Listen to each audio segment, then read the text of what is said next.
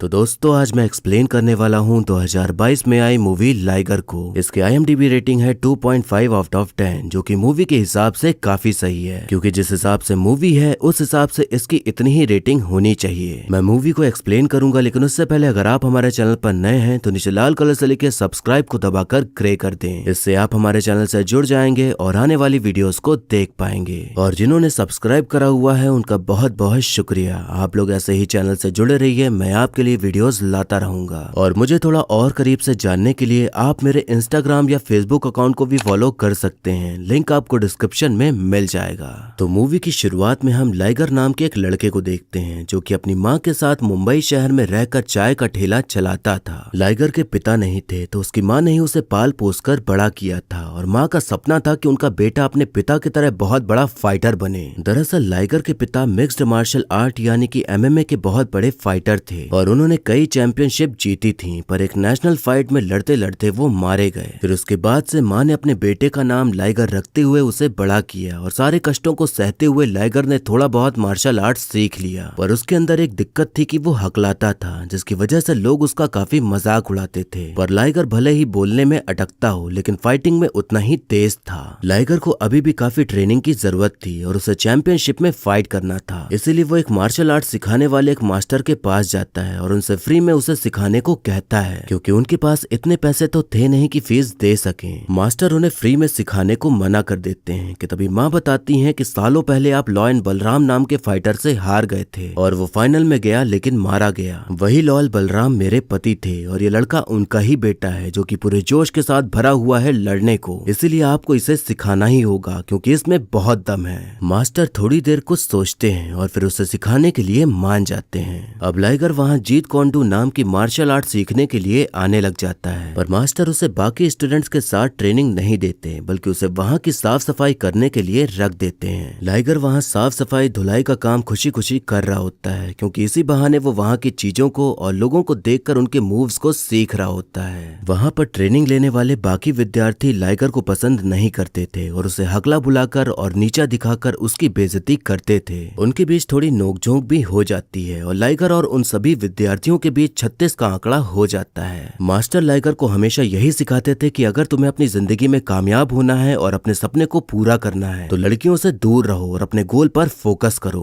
अब एक दिन मास्टर सभी विद्यार्थियों के साथ रनिंग कर रहे होते हैं कि तभी वहाँ से संजू नाम का एक लड़का अपने विद्यार्थियों के साथ जा रहा होता है, तो उन दोनों ग्रुप में भिड़ंत हो जाती है। संजू डोजो नाम की मार्शल आर्ट सिखाता था और उन दोनों ग्रुप की बिल्कुल भी नहीं बनती थी और इसी बीच संजू और लाइगर का आमना सामना हो जाता है। अब हम तान्या नाम की एक लड़की को देखते हैं जो कि बहुत हाई फाई क्लास की होती है, जिसे सोशल मीडिया पर फॉलोअर्स पाना और खुद को फेमस होते हुए देखना बहुत पसंद था। वो अपने दोस्तों से बात कर ही रही होती है कि तभी उसे एक लड़का दिखाई पड़ता है जो कि लाइगर होता है, तो उसे लगता है कि ये वही लड़का है जो उसकी फोटोज में गंदे गंदे कमेंट करता है। तो तान्या सीधे उसके पास ही पहुंच जाती है और उल्टा सीधा बोलना शुरू कर देती है। लाइगर बोलने की कोशिश करता है पर हकलाने की वजह से बोल नहीं पाता। तान्या के बकबक करते रहने से भी वो कुछ भी नहीं कह पाता और उनके बीच खींचातानी हो जाती है और तभी लाइगर को पता चलता है कि तान्या संजू की ही बहन है। अब एक दिन मास्टर लाइगर को बीच में खड़ा करते हैं और कुछ लोगों को उससे फाइट करने को कहते हैं। इसी बीच तान्या वहाँ पर अपने दोस्तों के साथ आ जाती है और सोचती है कि अब तो ये बहुत मार खाएगा, पर होता इसका उल्टा है। लाइगर सबको गिरा गिरा के मारता है और सबके अंजर पंजर ढीले कर देता है, जिसे देखकर तान्या उससे काफी मनमोहित हो जाती है और उसका सारा गुस्सा पिघलकर प्यार का आकार लेने लग जाता है। मास्टर लाइगर की माँ को बताते हैं कि तुम्हारे बेटे में बहुत ताकत है और वो आगे तक जाएगा, पर उससे कहना कि वो इधर उधर के चक्कर में ना पड़े और सिर्फ मार्शल आर्ट पर ध्यान दे। माँ लाइगर को ज्ञान देने लग जाती हैं कि कुछ लड़कियां चुड़ैल जैसी होती हैं जो अपने जाल में फंसा लेती हैं, इसीलिए तुम कभी भी अपनी जिंदगी में किसी चुड़ैल को मत आने देना।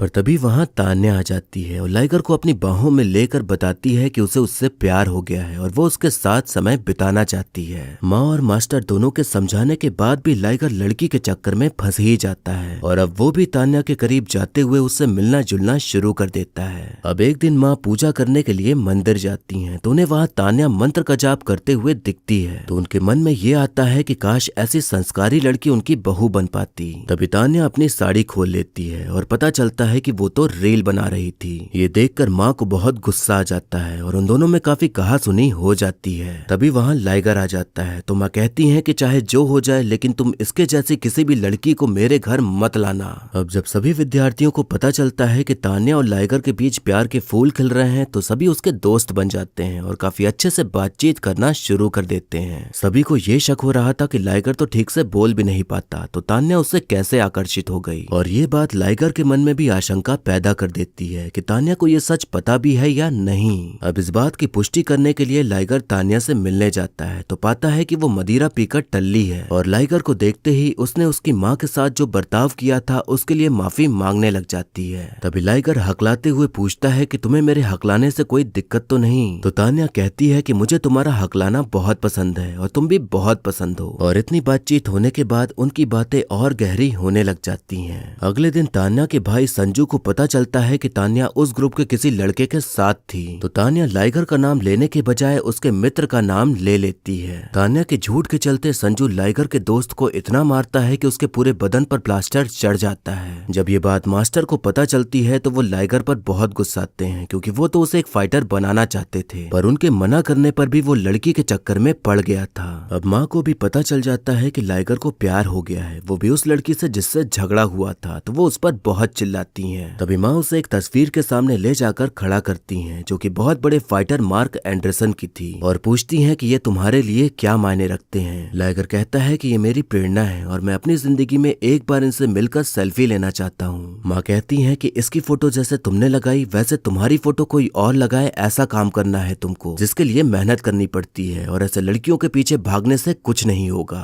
तभी फोन माँ छीन लेती हैं और चिल्लाते हुए कहती हैं कि मैंने अपने बेटे को बड़ी मुश्किलों से पाला है और हम तुम्हारे जैसे पैसे वाले नहीं हैं, इसीलिए मेरे बेटे को छोड़ दो क्योंकि मुझे उसे चैंपियन बनाना है और तुम्हारा गोबर जैसा दिमाग उसकी जिंदगी बर्बाद कर देगा। लाइगर कुछ समय के लिए तो शांत हो जाता है पर उसके ऊपर तान्या का बुखार चढ़ चुका था, तो वो माँ की बातों को ना मानते हुए उसे उसके बर्थडे पार्टी से भगा ले जाता है। लाइगर की इस बेवकूफी भरी दिलेरी को देखकर तान्या बहुत खुश होती है और इस खुशी में उसके होठों को अपने होठों से छूकर पूरे शरीर में गुदगुदी हो जाने वाले एहसास को फील कराती है। लेकिन इसी बीच उसका भाई आ टपकता है और उन दोनों को अलग कर देता है। अब यहाँ पर ये बात खुलती है कि लाइगर हकलाता है, तो ये बात सुनकर तान्या थोड़ा शॉक हो जाती है, जैसे कि उसे कुछ पता ही ना हो। संजू कहता है कि अगर तुम एक बार ढंग से उसे आई लव यू कह दोगे तो मैं मान लूंगा कि तुम उससे प्यार करते हो। लाइगर आई लव यू कहने की कोशिश करता है पर हकलाने की वजह से वो बोल नहीं पा रहा होता, जिसको देखकर संजू के चमचे उस पर हंसने लग जाते हैं। लाइगर पहले संजू के चमचों को गंदे कपड़ों की तरह धो धो के निचोड़ देता है, फिर पूरी जान और ताकत और हिम्मत लगाकर उसे आई लव यू कह ही देता है। लेकिन उसका भाई तान्या को लेकर वहां से चला जाता है और लाइगर वहीं धोखा खाए आशिक की तरह खड़ा रह जाता है। अब माँ को तो मौका मिल गया था तान्या को लेकर सुनाने का, तो वो लाइगर को बहुत सुनाती हैं और कहती हैं कि तुम्हारे हकलाने की दिक्कत को जानकर ही उसने तुम्हें छोड़ा है और अच्छा ही हुआ वो छोड़कर चली गई। माँ समझाती हैं कि कमियां तो सब में होती हैं पर कामयाबी हर कमी को छुपा देती है, इसीलिए तू दुनिया वालों को दिखा दे कि तू हकला होके भी क्या कर सकता है और हक मांगने पर ना मिले तो छीन लेना चाहिए। माँ ने उसे ये सारी बातें समझाई ताकि वो अपने काम पे फोकस करे, पर लाइगर बेवकूफों की तरह दोबारा तान्या के पास पहुंच जाता है और पूछता है कि जब क्लब में मैंने तुम्हें सच्चाई बताई तब क्यों बोला कि तुम्हें मेरा हकलाना पसंद है। तान्या कहती है कि उस वक्त मैं नशे में थी और मैं तुम्हारे जैसे हकलहे के साथ नहीं रह सकती, वरना हमारे बच्चे भी ऐसे ही होंगे।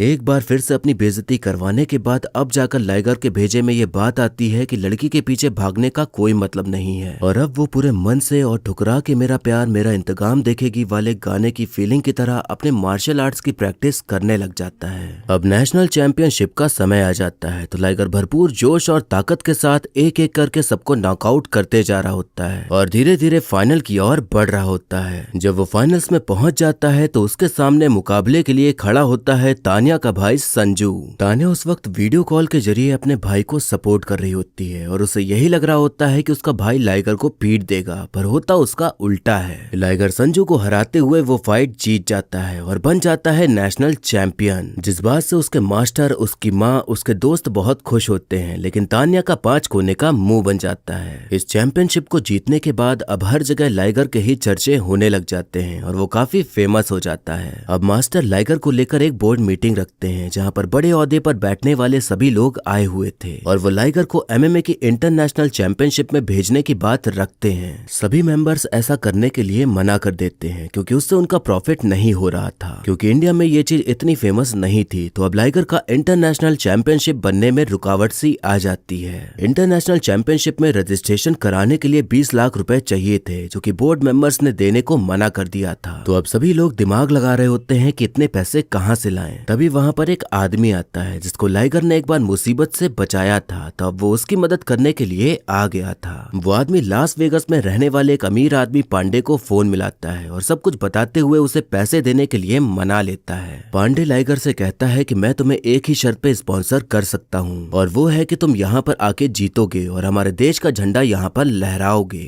पांडे के सपोर्ट के साथ लाइगर MMA इंटरनेशनल में हिस्सा लेने में कामयाब हो जाता है और फाइट करते हुए धीरे धीरे सबको हराते जा रहा होता है। अब हम देखते हैं कि पांडे लाइगर के साथ मिलकर उसकी जीत का जश्न मना रहा होता है कि तभी वो बताता है कि तुमने जिस संजू नाम के फाइटर को नेशनल चैंपियनशिप में हराया था वो मेरा ही बेटा है और तान्या मेरी बेटी है। अब वहाँ पर तान्या आ जाती है, जिसे देखकर लाइगर का दिमाग खराब हो जाता है और फिर मदिरा पान करते हुए अपनी भड़ास निकालने लग जाता है। बेमतलब का प्लॉट ट्विस्ट हो जाने के बाद अब तान्या लाइगर को उसके घर छोड़ने के लिए जाती है, तो वहाँ पर अचानक से कुछ गुंडे आ जाते हैं और उसे किडनैप कर लेते हैं। अब पांडे बताते हैं कि उन्होंने अंडरवर्ल्ड के लोगों से पैसे उधार लिए थे, जो कि अब उनको वापस चाहिए, लेकिन मेरे पास इतने पैसे नहीं हैं, इसीलिए उन्होंने मेरी बेटी को किडनैप कर लिया है। एक और बेमतलब का ट्विस्ट आने के बाद लाइगर अब हीरो बनने का सोचता है, तो वो खाली बैग लेकर ही उस पते पर जा पहुंचता है जहां पैसा लाने को कहा गया था। वहां पर उसे तान्या नहीं मिलती, पर खूब सारी लड़कियां मिल जाती हैं जो कि एकदम लड़ाकू थीं, और वो मिलकर लाइगर की पतलून ढीली कर देती हैं। लाइगर का ओवर स्मार्ट बनने के लिए पांडे उस पर बहुत चिल्लाता है और कहता है कि ये सब तुम्हारी वजह से ही हो रहा है। तान्या तुमसे बहुत प्यार करती है और तुमसे इसलिए अलग हुई ताकि तुम अपना सपना पूरा कर सको और तुम्हारी माँ वो सपना पूरा होते हुए देख सकें। उसने जानबूझकर तुम्हारा दिल तोड़ा, तुम्हें भड़काया, तुम्हारी बेइज्जती की ताकि तुम सही रास्ते पर आ जाओ, और उसी ने मुझसे विनती करी कि मैं तुम्हें इंटरनेशनल चैंपियनशिप में हिस्सा लेने के लिए मदद करूं। फिर से एक और बेमतलब प्लॉट ट्विस्ट आने के बाद अब लाइगर को बड़ा दुख हो रहा होता है, तो वो अब अपना फाइनल मैच छोड़कर पहले तान्या को बचाने के लिए चला जाता है, वो भी दोबारा से पैसे लिए बिना। काफी खोजबीन के बाद लाइगर को पता चलता है कि तान्या कहाँ पर है, तो वो उसी लोकेशन पर पहुंच जाता है, और तब उसके सामने जो आता है उसे देखकर वो हैरान हो जाता है। जिसे वो बचपन से अपनी इंस्पिरेशन मानता था और उन्हें ही फॉलो करते आ रहा था, वही इंसान उसके सामने आकर खड़ा हो जाता है, जिसका नाम होता है मार्क एंडरसन, जिसने तान्या को किडनैप कर रखा था। लाइगर उन्हें देखकर बहुत ही ज्यादा खुश होता है और अपनी सारी फीलिंग्स उनके सामने बयां कर देता है। फिर उसके बाद तान्या को अपने साथ ले जाने की बात कहता है। मार्क यही कहता है कि पैसे दो और लड़की ले जाओ, पर लाइगर के पास पैसे तो थे नहीं, तो इस बात को लेकर उनमें बहसबाजी शुरू हो जाती है और ये फैसला होता है कि उन दोनों में लड़ाई होगी, और अगर लाइगर जीत गया तो तान्या उसके साथ जा सकती है। अब उनके बीच घमासान लड़ाई शुरू हो जाती है, लेकिन लाइगर मार्क से हार रहा होता है क्योंकि उसने उनको हमेशा से गुरु माना था, तो वो हाथ नहीं उठा पा रहा था, और मार्क को लाइगर से ज्यादा एक्सपीरियंस था, तो वो उसकी अच्छे से धुलाई कर रहा होता है। उधर MMA इंटरनेशनल का फाइनल मैच का टाइम हो जाता है, पर वहाँ लाइगर था ही नहीं, तो फाइट होती किससे। तभी सभी लोगों को लाइव वीडियो दिखती है जिसमें लाइगर मार्क से फाइट कर रहा है, तो सभी लोग उसे ही देखने लग जाते हैं। अब लाइगर अपने इमोशंस को काबू में लाता है और एक फाइटर की तरह फाइट करते हुए मार्क एंडरसन को हराने में कामयाब हो जाता है। वादे के मुताबिक मार्क तान्या को ले जाने के लिए कह देता है, पर उससे पहले लाइगर उनके साथ सेल्फी लेने का प्रस्ताव रखता है क्योंकि यही उसका सपना था। हम देखते हैं कि अब घर में मार्क एंडरसन के पोस्टर की जगह वही सेल्फी लगी होती है, और फिर मूवी यहीं पर खत्म हो जाती है। तो दोस्तों, ये जो मूवी है वो हमें ये बताने की कोशिश करती है कि इसमें बताने लायक कुछ भी नहीं है, बल्कि जिस कहानी के साथ ये शुरू होती है वो आखिर में आते आते एक अलग ही मोड़ लेकर कहानी की ऐसी तैसी हो जाती है। लॉयन और टाइगर मिलाकर बनता है लाइगर, और ऐसे ही करके इस फिल्म का नाम पड़ा। लेकिन मुझे लगता है कि इस फिल्म का नाम लाइगर नहीं बचपन वाला प्यार रख देना चाहिए था, क्योंकि इस पूरी फिल्म में वही देखने को मिलता है। जिस तरह स्कूल टाइम में किसी की ना सुनकर बस लड़की के पीछे भागते थे और उसी की मानते थे, और उसके खाना खाने पर हमारी भूख मिट जाती थी और बेमतलब में ही डेरिंगबाज बनके दिखाते थे, वैसा ही प्यार हमें इस फिल्म में देखने को मिलता है। फिल्म MMA के ऊपर बेस्ड है कि कैसे एक आम गरीब लड़का जो कि गरीब होने के बाद भी कैफे में जाकर एक्सप्रेसो पीता है, वो कैसे MMA इंटरनेशनल में चैंपियन बना, वो भी बिना फिनाले फाइट जीते हुए। फिल्म शुरू के 20 मिनट तो बहुत अच्छी लगती है, पर जैसे इसमें प्यार का तड़का लगाया जाता है वहीं से फिल्म की बर्बादी शुरू हो जाती है और अपने थीम से अलग ही भाग जाती है। लड़के को लाख समझाया जा रहा है कि लड़की के पीछे मत भागो। लेकिन किसी छपरी लड़के की तरह किसी की बात ना सुनते हुए अपने सपने को भूलकर लड़का लड़की के पीछे ही भागता है। कुल मिलाकर आपको फिल्म में बस बिना कोई लॉजिक वाला प्यार देखने को मिलता है, जो कि आपको समझ में भी नहीं आता कि ये प्यार शुरू कैसे हो गया और इतना ज्यादा गहरा कब हुआ कि लड़का उसके पीछे पागल सा हो गया।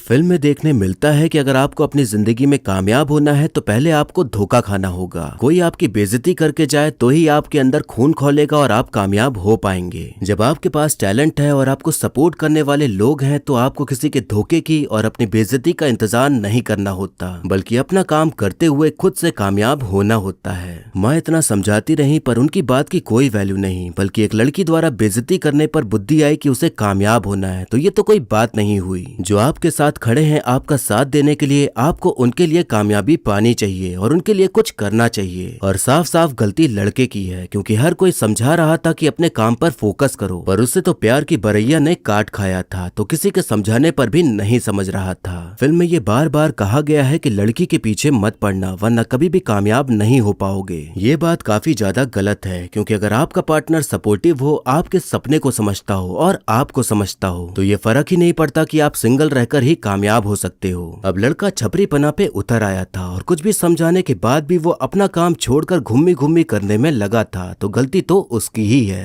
प्यार करो, गर्लफ्रेंड बनाओ, बॉयफ्रेंड बनाओ, घूमो फिरो, सब कुछ करो, पर अपने करियर को छोड़कर अपने माँ बाप की बातों को ना मानकर सिर्फ वही करते रहना कोई बहुत अच्छी बात नहीं है। जिंदगी में हर चीज को बैलेंस में रख कर चलोगे तो ही आप कामयाब हो सकते हो, और ये कहीं नहीं लिखा है कि सिंगल रहोगे तो ही कामयाब हो सकते हो। आपको कई लोग मिल जाएंगे जिनके पहले से ही जीवन साथी थे और फिर उसके बाद वो अपनी जिंदगी में कामयाब हुए। 1 साल हो गया है मुझे मूवी एक्सप्लेन करते, पर पहली बार मैंने किसी फिल्म की इतनी कम रेटिंग देखी है। मेरे ख्याल से इतनी लो रेटिंग सिर्फ फिल्म की कहानी खराब होने के लिए ही दी गई होगी। अब वो समय नहीं रहा कि फिल्म कैसी भी हो, लेकिन एक्टर के फैन होने पर फिल्म हिट हो जाएगी। अब सबको चाहिए कंटेंट, अगर कंटेंट नहीं तो फिल्म में कितना भी बड़ा हीरो हो वो टिक नहीं पाएगी। मुझे लगता है जो मेन कॉन्सेप्ट लेकर इस फिल्म को बनाया गया, अगर वही कंटिन्यू रखा जाता तो मूवी और भी अच्छी साबित हो सकती थी। और जो विजय का कॉन्फिडेंस दिख रहा था फिल्म को लेकर कि वो सुपर हिट जाएगी, वो सही साबित होता। पर उस मेन कॉन्सेप्ट को ही साइड करके प्यार की कहानी डाल देने से मूवी ऑडियंस को कुछ खासा पसंद नहीं आई। और जो एंडिंग था वो बिल्कुल भी एक्सपेक्ट नहीं किया था किसी ने कि ऐसे ही फिल्म एंड हो जाएगी। यहाँ विजय का स्टैमरिंग करना, उसे बोलने में तकलीफ होना, ये चीज उनके कैरेक्टर के साथ मैच नहीं कर पाई और न ही ऑडियंस इस चीज को हजम कर पाई। लाइगर ने जिसकी जान बचाई थी उसने पांडे को फोन मिलाया, जो कि तान्या के ही पिता थे। तो एक तरफ से उस आदमी ने जुगाड़ लगाया और दूसरी तरफ से तान्या ने जुगाड़ लगाया, वो भी एक ही इंसान से।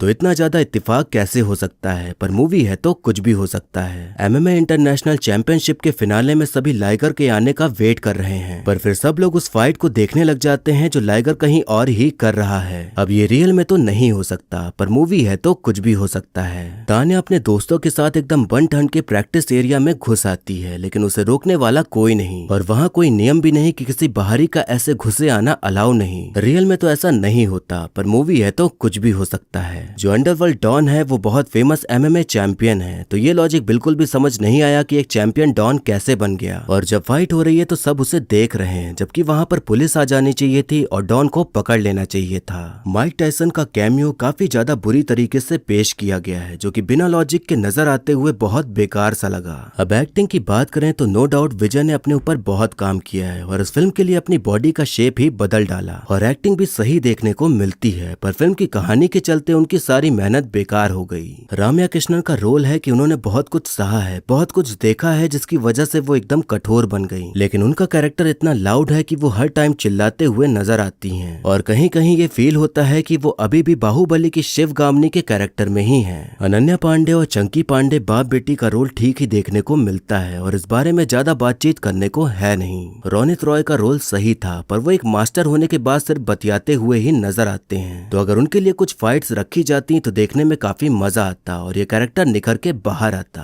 और बाकी जितने भी सह कलाकार हैं उन सभी की एक्टिंग सही ही देखने को मिलती है। इस फिल्म को भी काफी बॉयकॉट किया जा रहा था, पर कुछ फिल्में होती हैं जिनका बॉयकॉट करने का कोई मतलब नहीं होता, क्योंकि फिल्म में ही उतना दम नहीं होता तो वो वैसे भी अपना दम तोड़ देती हैं। ये फिल्म केवल विजय के लिए देखी जा सकती है, बाकी इसके अलावा कोई ऐसी वजह नहीं है जिसको लेकर इस फिल्म को देखा जाए। तो अगर आप विजय के डाई हार्ड फैन हैं तो ही आप इस फिल्म को देखने जाइए। हालांकि कॉमेडी तो है, पर वो माहौल भी आखिर तक ठंडा पड़ जाता है। वैसे आप कमेंट करके बताइए कि विजय का जो कॉन्फिडेंस था फिल्म को लेकर कि वो चलेगी, क्या वो सही था या फिर वो उनका ओवर कॉन्फिडेंस था, और क्या बॉयकॉट करने की वजह से फिल्म नहीं चली या फिर फिल्म में ही उतना दम नहीं था। हमें कमेंट करके जरूर बताइएगा। तो ये था एक्सप्लेनेशन लाइगर मूवी का। आपको मूवी और मेरा एक्सप्लेन करना कैसा लगा ये कमेंट करके जरूर बताइएगा। और ऐसे ही आने वाली वीडियोस देखते रहने के लिए हमारे चैनल को सब्सक्राइब करें और बेल आइकन दबा दें, जिससे कि आपको नई वीडियोस की नोटिफिकेशन मिल जाएगी। आप चाहें तो मुझे इंस्टाग्राम या फिर फेसबुक पर भी फॉलो कर सकते हैं, लिंक आपको डिस्क्रिप्शन में मिल जाएगा। और वीडियो अच्छी लगी हो तो लाइक जरूर करें, आपके लाइक और कमेंट से मुझे और भी वीडियोस बनाने का मोटिवेशन